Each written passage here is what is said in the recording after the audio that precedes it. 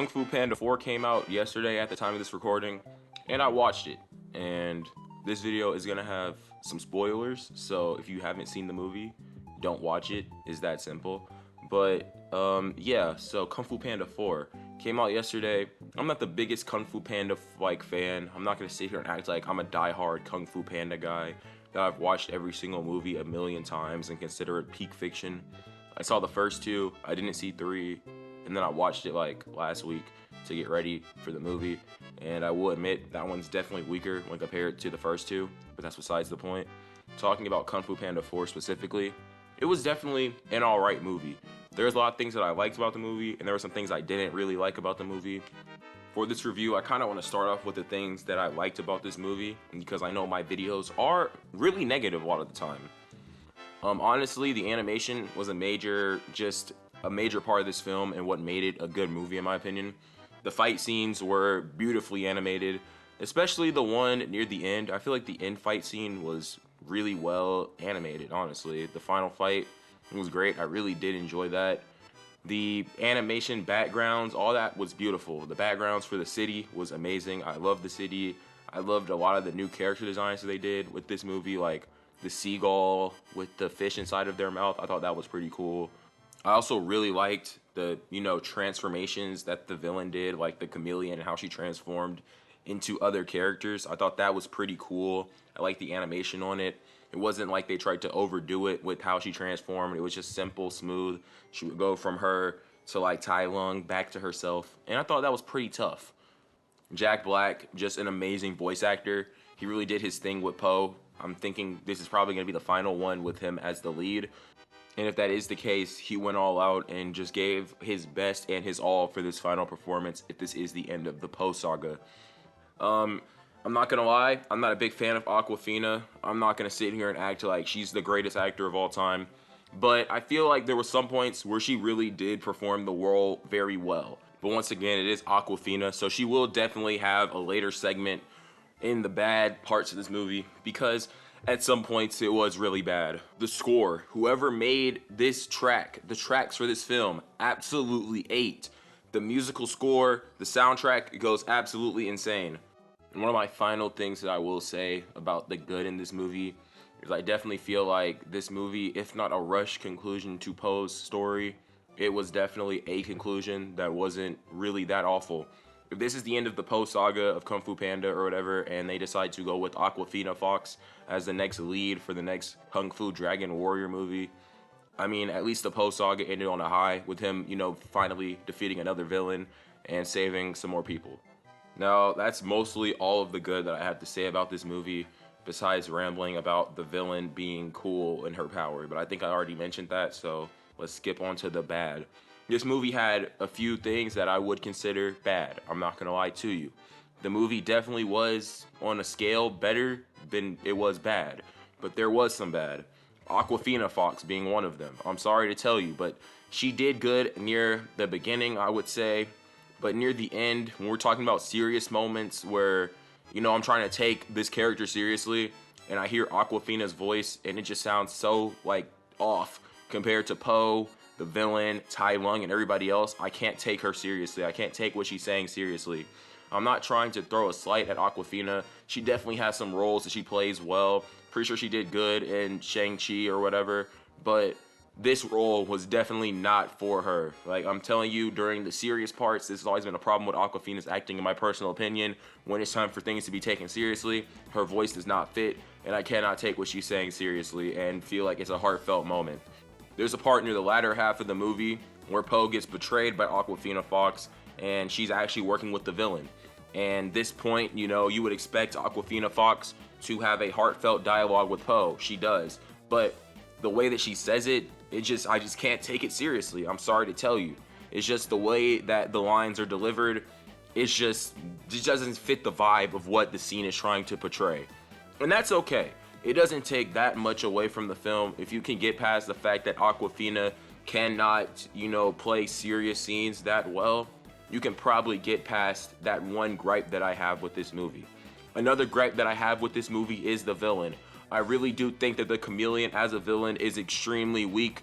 as to why she's evil. I think that her main reason for being a villain is absolutely garbage. Her entire reason for becoming this evil threat who hates everybody and wants to go to the spirit realm and steal people's power to take over the world is not because she wants power, it's not because she wants any of that. She already has it. She does it simply because when she was a kid, they turned her down from every kung fu dojo because she was too small. But you know what's crazy to me? And I don't think the writers thought this through.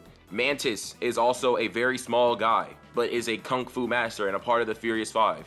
You're telling me they would let Mantis study kung fu, but not her? That doesn't even make sense. But let's get past that. Her entire reason for becoming this evil overlord, learning sorcery, and doing all of this was to learn kung fu. You're telling me that you couldn't just practice on your own and build your own craft up and then go back to the dojos and be like, hey guys, I learned the basics. Please let me learn. Let me teach. Please teach me. Instead of doing that and putting in the work. Because there's thousands of characters in this movie who are fighting that I promise you did not learn kung fu from a dojo. Awkwafina Fox's villain friends were down there beating up on her guards who were probably trained soldiers. I promise you none of them were studying kung fu at all. But they knew how to fight. So you're telling me that you just couldn't learn how to fight like literally everybody else in this movie? You had to go steal other people's moves. Are you serious? I'm not gonna lie, compared to some of the other villains that this series has had, that is absolute garbage. I'm not trying to act like her powers and her abilities are not cool, because they are, but simply her motivations are very weak to me. I'm gonna be honest with you, her motivations are extremely weak, and it just doesn't even, there's points where it just doesn't even make logical sense. I feel like maybe if they fleshed her out more, like they fleshed out Tai Lung or literally any other villain, I feel like it could have made sense and I could have gotten behind it and been like, okay, this makes sense. She was bullied or something else. Or they could have given her a completely different backstory as to why she became the master sorcerer to learn some kung fu.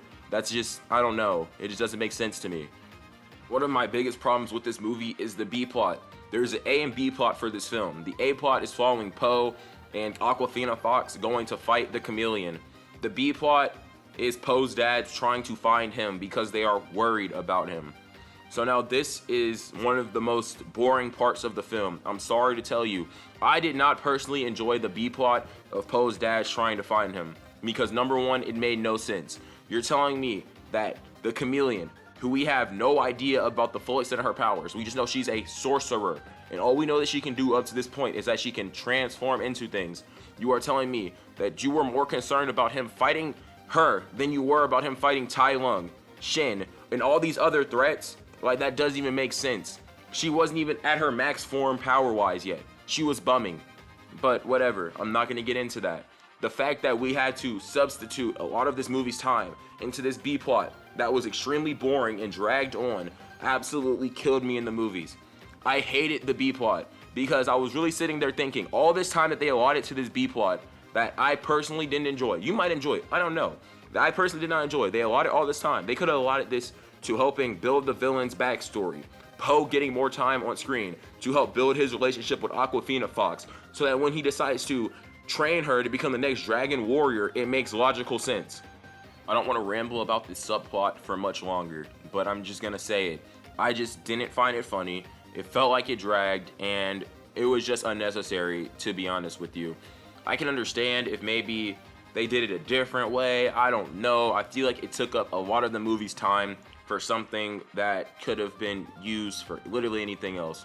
I would have loved if we would have got a deeper dive into Awkwafina Fox's backstory, the chameleon's backstory, maybe even some backstory on other villains. I don't know, man.